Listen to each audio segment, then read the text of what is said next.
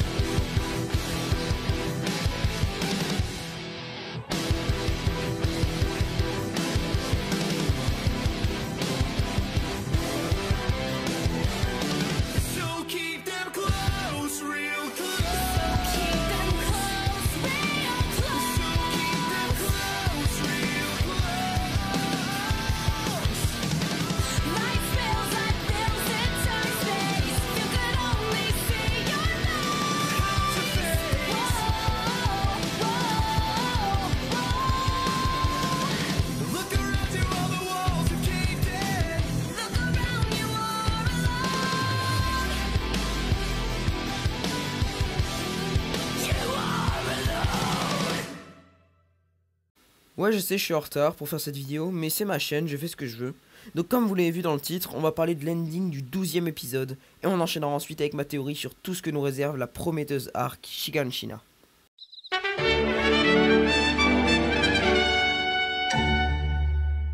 Première partie, analyse de la succession d'images qui ont précédé l'extrait. On va donc parler de l'ending de l'épisode 12 qui était clairement spectaculaire. J'ai pris des screenshots des différents plans intéressants de la fin de l'épisode afin de faciliter la compréhension, même si vous n'en aurez pas besoin car j'explique trop bien et je suis le meilleur. Sur la majorité des screens, on retrouve principalement le matériel nécessaire à injecter le liquide spinal, ce qui peut vouloir dire qu'il sera sûrement utilisé. Sur qui? Aucune idée. La suite nous le dira. On voit aussi beaucoup la clé de la fameuse cave, ce qui signifie à mon sens qu'elle va être ouverte. Mais on aperçoit aussi des choses qu'on n'a jamais vues dans l'anime jusqu'à maintenant, comme des mains tenant un coquillage. Qu'est-ce que ça signifie? Je pense que vous avez tous un cerveau et que vous l'avez compris. Le bataillon passera donc le mur Maria pour aller s'aventurer encore plus loin. Mais pourquoi? Pourquoi ferait-ils ça sachant que leur mission consiste seulement à reconquérir leur terre perdue? On parlera de ça plus en détail pendant la seconde partie de la vidéo. On peut aussi apercevoir une silhouette qui m'a énormément intrigué. Celle d'un homme couvert de quelque chose de noir. Est-ce que ça aurait un rapport avec les titans encore une fois? Je sais pas vous, mais la chose qui recouvre cet homme me fait étrangement penser à la capacité armure des titans. On remarque aussi que le titan bestial revient beaucoup de fois. Cela signifie-t-il que la prochaine arc sera un peu plus centrée sur ce titan mystérieux? On a aussi repéré des dents qui ne peuvent se confondre, ainsi qu'un visage extrêmement ressemblant à celui du meurtrier de la défunte mère d'Eren. Y aurait-il un retour de cet intrigant titan? Et si oui, comment a-t-il survécu à l'assaut des titans contrôlés par Eren durant le dernier épisode de la saison 2 de Shingeki? Bref, plein de questions sans réponse, on a vraiment hâte d'en savoir plus.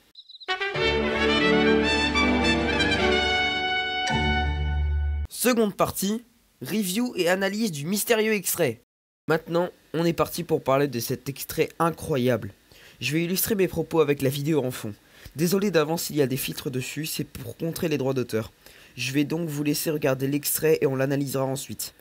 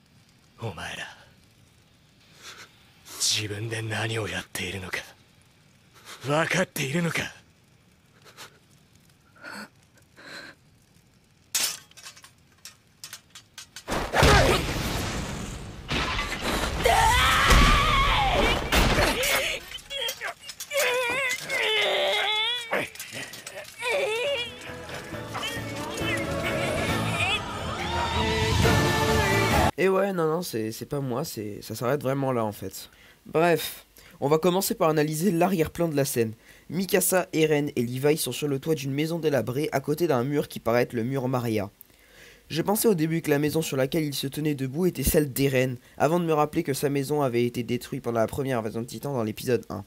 On aperçoit donc ces trois personnages sur le toit d'une maison quelconque à côté du mur Maria. Levi a le visage en sang. Eren a des traces sur le visage qui signifient qu'il s'est transformé en titan pas très longtemps avant cette scène, car on voit encore les marques laissées par le corps visqueux du titan. On voit aussi Mikasa, les larmes aux yeux avec une expression de visage différente de d'habitude. Puis Levi prononce quelques mots qui en ont fait réfléchir plus d'un. Vous les gars, est-ce que vous vous rendez compte de ce que vous êtes en train de faire? Donc retenez bien cette phrase, car elle sera importante pour la suite de la vidéo. Pour résumer, on a l'impression de rentrer en plein milieu d'un arc de One Piece tellement il y a de choses incompréhensibles. Revenons-en à la scène. Levi va ensuite porter un coup violent au visage d'Eren qui va valser. Mikasa ne se fait pas prier avant de bondir sur Levi et de le menacer de sa lame qu'elle place au niveau de sa gorge. C'est ici que les images sont coupées. Alors après avoir vu et revu cette scène, j'ai remarqué des choses d'une grande importance. Pour commencer, pourquoi Armin n'est pas avec eux?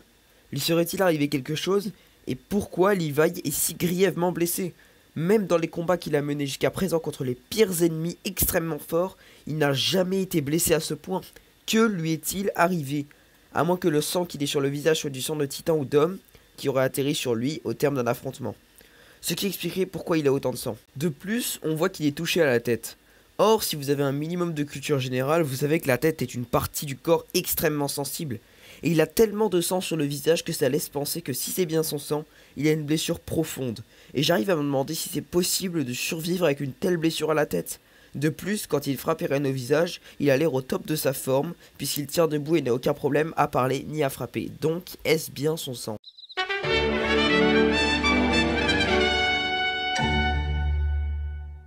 Troisième partie, mes théories et conclusions.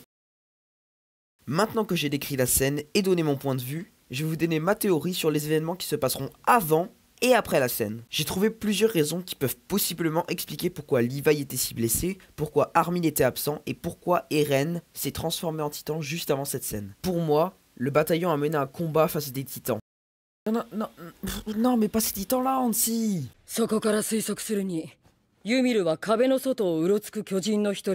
Bref, reprenons. J'étais en train de dire que pour moi, le bataillon s'était battu avec des titans. Mais pas des titans lambda. Je pense qu'ils se sont battus avec des humains ayant la capacité de se transformer. Donc possiblement contre Reiner, Bertholdt, le Bestial, ou encore des nouveaux qu'on ne connaît pas encore. Pour moi, l'opération reconquête du mur Maria a sûrement échoué. Et rien que de dire qu'il y aura possiblement des nouveaux titans, ça m'attriste et ça me rend heureux en même temps. Cette théorie pourrait expliquer de 1 la raison pour laquelle Levi est dans cet état, il s'est sûrement battu avec des titans et a été grièvement blessé, et de 2, les traces en dessous des yeux d'Eren, qui laissent penser qu'il s'est transformé en titan récemment. Ça signifie qu'il s'est peut-être battu contre un titan. Et je pense qu'il a sûrement affronté Reiner ou le Bestial. Mais ce qui est sûr, c'est que ses ennemis devaient être très puissants, car il n'a pas pour habitude d'user de son pouvoir contre des titans que les soldats n'ont aucun mal à éliminer. Et ça expliquerait aussi pourquoi Armin, le bataillon, Erwin, Connie, etc. ne sont pas avec eux. Ils auraient été tués ou seraient en train de combattre des titans. Oui, c'est dur à dire, mais dans cette théorie, Armin, Erwin et tous les amis d'Eren y passeront. Ma théorie est-elle juste? Est-ce que ces personnages emblématiques de la saga vont y passer? Personnellement, je pense que oui, car Levi est infiniment plus puissant et plus compétent en matière de combat et il s'est fait amocher.